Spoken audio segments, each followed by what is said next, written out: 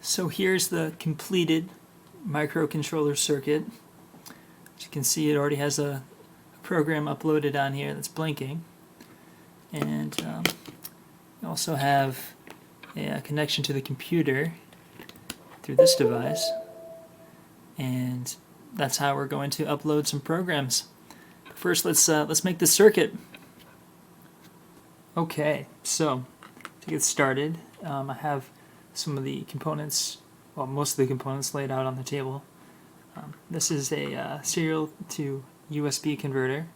This is how you can program onto this integrated circuit here for the microcontroller. I also have a 5 volts regulator, some capacitors, some ceramic capacitors, a crystal here for 16 megahertz, and that's how you get the speed of the microcontroller through these kind of crystals. I have some LEDs to make sure things are working, and some 10k ohm resistors so I can pull up to 5 volts. So we'll see how that comes together too. So I'm going to start with this regulator, and well, before I put it in there, I'm going to grab some of these wires and just get them in behind. So this one will go to ground. I have another one that goes to power. Actually, since this is, switch this up and make sure the color coding makes sense. Yep. So put this into the rails here, which go horizontally. They're all connected, whereas on the main part of the board they're connected vertically. So remember that when you're putting this together. Oh, we don't need that yet. I'll use the regulator first. Put that in here, and then have the power. I'll use white for that. Kind of put it onto the other side here to make it easier to see. There we go. And have the other side of that as well. And it's also good to use a capacitor here, and since this is a electrolytic capacitor, we'll want to make sure that the positive end stays with the longer leg. Yeah. So, yep, looks about right. And so this will be able to regulate, to bring the voltage down to 5 volts if you have a battery like one of these 9-volt batteries. So that way you won't hurt your microcontroller when you plug it in. Alright, so you might also want to test out if everything is plugged in with LED. So when it is plugged in, I'm going to put a 470 ohm resistor so we don't hurt the LEDs. And well, actually I'll do it like this.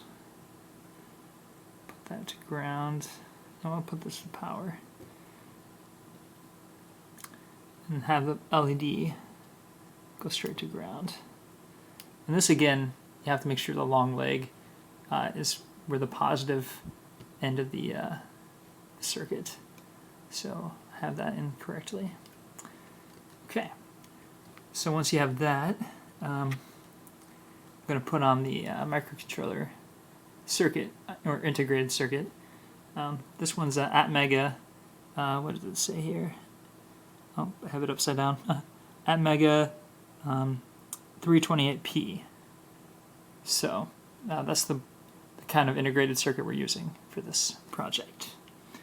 And I'll put it in so that the divot on one end is facing on the right side. And that can get confusing too, because if you have them facing different directions. You know, maybe you didn't see this divot and you had it flipped around the wrong way. That could make it not work. All right, so and also this needs to be powered. So we need to plug it in, and I think it's, let's see, it should be 6 in. So let's count here, 1, 2, 3, 4, 5, 6, and plug that in here. Okay. Maybe you'll make it a little neater. It's a little too long of a wire, but that works. And we need a ground as well. That should be 2 past this. So let's see, 1, 2 should go right here. And that goes to ground. All right. And on the other side, we have something similar, but we also have a crystal that we'll be using, and that goes on the other side here. So if you take the power straight across, is the second leg of this crystal, and the first leg is the one right next to it. And right next to that is just the ground on this other side. So that'll go right here. I'm going to use orange because I'm running out of good wires. Okay. So now we need these ceramic capacitors. On each part of the leg of the crystal, we'll put one ceramic capacitor to ground. And since it's a capacitor, it's not shorting the circuit. So you don't have to worry about that. It's kind of hard to see. You might have to look at the drawing of it or the instructions to get a better look. But everything is in the right location here. And there's also power, which is right next to this this ground side. So I'm gonna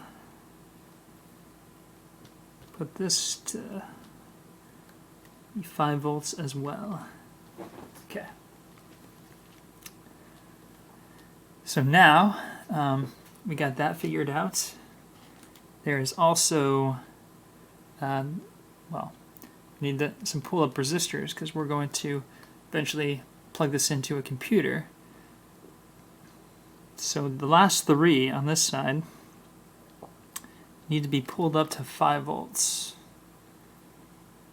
And I'm going to use the 10K ohm resistors to do that. Don't want too much current going through these, so 10K is pretty good. All right. Now, this serial to USB converter is going to be used as well, so I'm just going to plug that in. On this one, there's some markings where you can see there's ground, one that says CTS, one that says 5 volts, a couple others, TXD, RXD. Those are all pretty important. And if you look at the illustration, then you'll get a better idea of where they are. Yeah, so make sure you look at this when you're plugging everything in, because maybe you'll have to plug it in like this, and everything will be reversed. So you have to look. You can't just trust that it is all the same. Okay. So for this, we're going to need another one of these. And well, okay. Before we get into this, there's also I'm going to plug in another LED right here. This is going to be pin 13, or it is pin 13. And that one is generally what you use to test to see if your board has a program correctly uploaded. You can adjust how much this blinks. Okay, so to get back to this other part here, we have, this gets a little tough because you have to do it just right. I'm going to do the 5 volt first. 5 volts is here, and that, you know, when you don't have it plugged into a battery, you're going to want to plug it into this. And this already has a voltage regulator, so you don't need to do that again. And there's also ground. Let's plug it in with one of these wires. Yeah, if you have wire cutters, you can always cut them down so that they look a little bit neater. At the same time, you know, that's a lot of effort. Sometimes not worth it. All right, so then we have the TX right here, and that's going to go to the TX on the microcontroller because we're gonna program it straight into this microcontroller. And the RX and TX are also serial communication, if you haven't heard that before. So that's what this is using.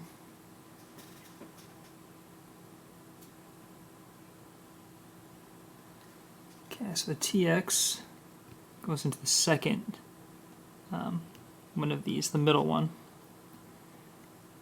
with the pull-up resistors. Next is the RX. I'm going to use a blue one, and the RX goes to the last part, the last of the pull-up resistors. All right, and the last one. This is the it says DTR. This one's a bit confusing because we need a capacitor here. So I'm going to put the capacitor on this side. Let's see. Well, I want the negative side to be over here. Okay. And use a green wire. So on one side of this, the green wire, maybe I should have done this first. There we go. And that is going into the last part here. And then on the other side, I'll connect it to the actual module right here. All right, so this should be ready to go. Well, let me double check. Yeah, it should be ready to go. I'm gonna plug it into the computer and let's see if it works. It should already have Blink uploaded, so let's see. And it's blinking. So we have successfully made our microcontroller circuit.